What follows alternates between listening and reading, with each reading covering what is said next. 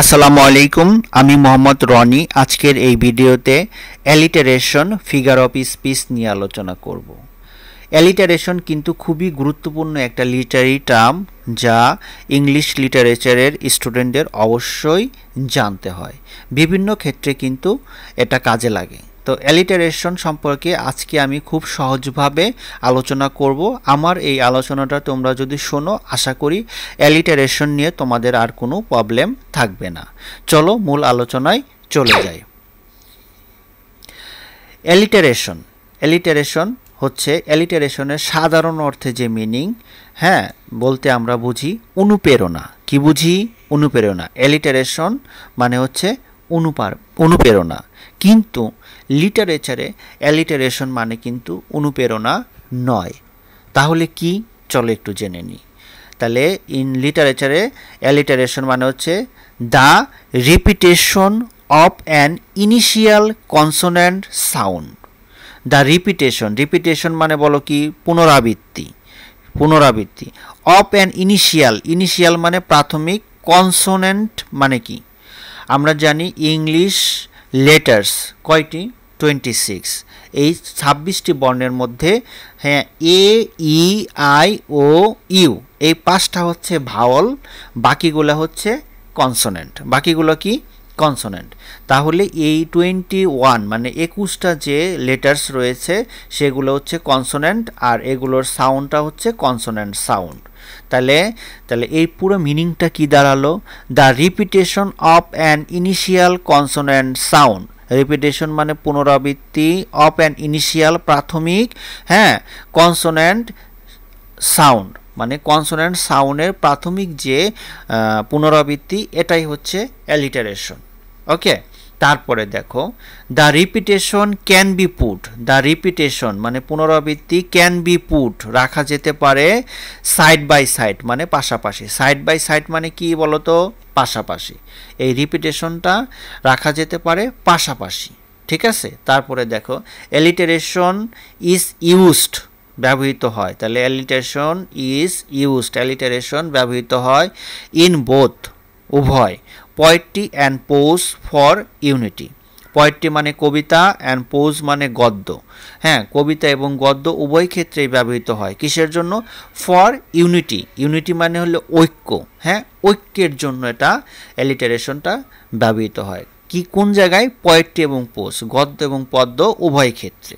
তারপরে দেখো this creates emphasis মানে জোর, ক্রিয়েটস মানে তৈরি করে, তাই না? দিস ক্রিয়েটস ইহা তৈরি করে, ইমফেসিস জোর, অ্যান্ড মিউজিক্যাল মানে সুরালো, ইফেক্ট মানে প্রভাব। ইহা তৈরি করে জোর এবং সুরালো প্রভাব তৈরি করে। এটাই হচ্ছে অ্যালিটারেশন। আমার মনে হয় সম্পূর্ণ তোমরা ভালো মতো ক্লিয়ারভাবে বুঝতে পারোনি, কিন্তু এখন আমি যে উদাহরণের মাধ্যমে বোঝানোর চেষ্টা করব তা খুব সহজেই তোমাদের বোধগম্য হবে। চলো উদাহরণটা একটু দেখে নিই। আশা করি উদাহরণ দেখার পরে অ্যালিটারেশন নিয়ে তোমাদের আর কোনো প্রবলেম থাকবে না। চলো, এক্সাম্পলস অফ অ্যালিটারেশন। এখানে আমি একটা লাইন লিখেছি, দেখো sleepy sun sang slowly over the sea. এই লাইন বা এই সেন্টেন্সের মধ্যে দেখো, এই লাইনের মধ্যে একটা কবিতার লাইন।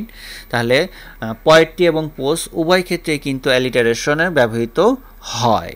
তাহলে দেখো যদি পর্যালোচনা করি, প্রথমে আছে স্লিপি, তারপরে আছে সান, তারপরে আছে স্যাং, তারপরে আছে স্লোলি। প্রত্যেকটা ওয়ার্ডই দেখো এস দ্বারা শুরু হয়েছে, মানে কনসোনেন্ট সাউন্ড, তাই না? স্লিপি, সান, স্যাং, স্লোলি, যেহেতু এস দ্বারা শুরু হয়েছে, এ, ই, আই, ও, ইউ এগুলো কিন্তু নাই, এবং এসটা হচ্ছে কনসোনেন্ট লেটার। এগুলো সবগুলোই হচ্ছে কনসোনেন্ট সাউন্ড। তাহলে যেহেতু কনসোনেন্ট সাউন্ড এবং এগুলো কি বসেছে? পাশাপাশি, সাইড বাই সাইড বসেছে, এবং সাইড বাই সাইড বসে কি তৈরি করছে? ইমফেসিস তৈরি করছে, জোর তৈরি করছে। পরে দেখো স্লিপি, সান, স্যাং, স্লোলি একটা জোর তৈরি করছে, আর মিউজিক্যাল ইফেক্ট তৈরি করছে এই কনসোনেন্ট সাউন্ডগুলো একসাথে বসে, তাই না? আশা করি এই যে এখন যেটা আমি বোঝানোর চেষ্টা করলাম উদাহরণের মাধ্যমে এটা সবারই ক্লিয়ার হয়ে গেছে, তাই না? এই উদাহরণ থেকে আমরা বুঝলাম কনসোনেন্ট সাউন্ডগুলো পাশাপাশি বসে জোর তৈরি করছে, আবার মিউজিক্যাল ইফেক্ট তৈরি করছে, সেগুলোই হচ্ছে অ্যালিটারেশন।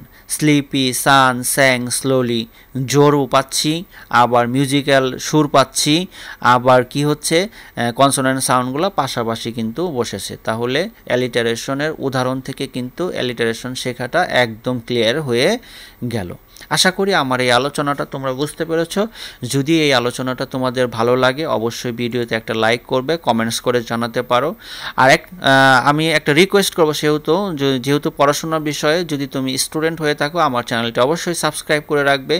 যদি তুমি ইংলিশ লিটারেচারের স্টুডেন্ট হও, তাও ইংলিশ 9-10 স্টুডেন্ট হলেও সাবস্ক্রাইব করতে পারো। এখানে ল্যাঙ্গুয়েজের অনেক রাইটিং পার্ট রয়েছে, সেগুলো আমি নিয়ে কাজ করি, সব কিছুই পড়াশোনার বিষয়ে মোটামুটি কাজ করি। তো আশা করি আমার এই চ্যানেলটা সাবস্ক্রাইব করলে তোমার ক্ষতি হবে না, উপকারী হবে।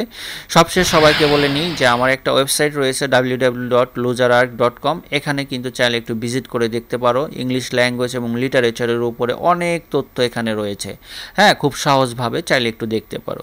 সবশেষ সকলকে ধন্যবাদ জানাচ্ছি। Thank you very much for watching my video. সবাই ভালো থাকবে এই প্রত্যাশা আজকের মতো বিদায় নিচ্ছি। আল্লাহ।